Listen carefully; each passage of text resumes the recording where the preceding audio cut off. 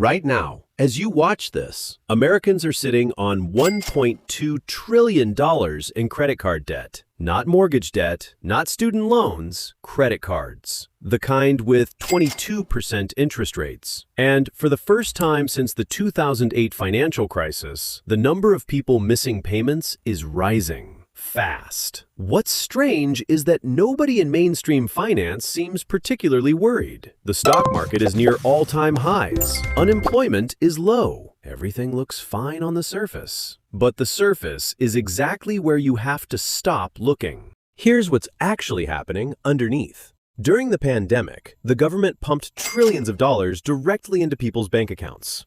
Stimulus checks, enhanced unemployment, child tax credits. For about 2 years, the average American had more cash on hand than ever before. Savings rates shot up. Credit card balances actually dropped. Banks looked at their loan books and thought, this is the healthiest consumer we've ever seen. So they did what banks always do when things look good. They started lending aggressively. Credit limits went up. New cards were issued by the millions. Buy now, pay later services exploded. And consumers, flush with cash and optimism, started spending. Then the stimulus ran out. Inflation hit. And interest rates went from near zero to the highest levels in 23 years, almost overnight. Suddenly, that credit card balance that felt manageable at 15% interest became suffocating at 22%. And people didn't stop spending. They couldn't, because wages weren't keeping up with what groceries, rent, and gas actually cost. So they put it on the card. Then they put the minimum payment on another card. Then they started missing payments entirely.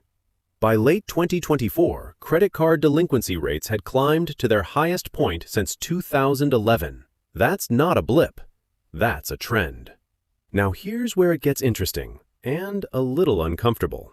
The banks know this. They've been quietly tightening lending standards, reducing credit limits on risky accounts, and setting aside more money to cover expected losses. That's called a loan loss provision. And when banks start doing that aggressively, it means they're preparing for pain.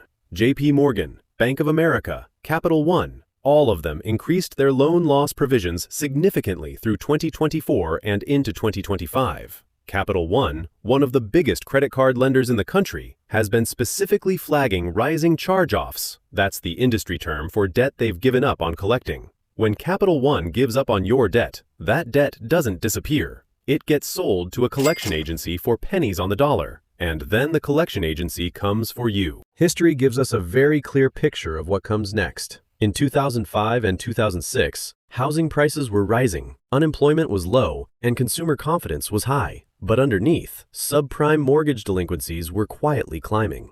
The people who were paying attention could see it. Most people weren't. By 2007, it was undeniable. By 2008, it had taken down the global financial system. Now, and this is important, credit card debt is not the same scale as the mortgage market. A credit card crisis alone probably doesn't trigger a 2008-style collapse. But it doesn't need to. What it does is act as a pressure valve. When millions of households are spending 30, 40, even 50% of their income just servicing debt, they stop buying everything else. Cars, appliances, vacations. And when consumers stop spending, the economy slows. Corporate revenues fall. Layoffs begin, and suddenly the unemployment rate, the one thing holding this whole story together, starts to move. The really dangerous part of this story isn't the debt itself, it's who's holding it.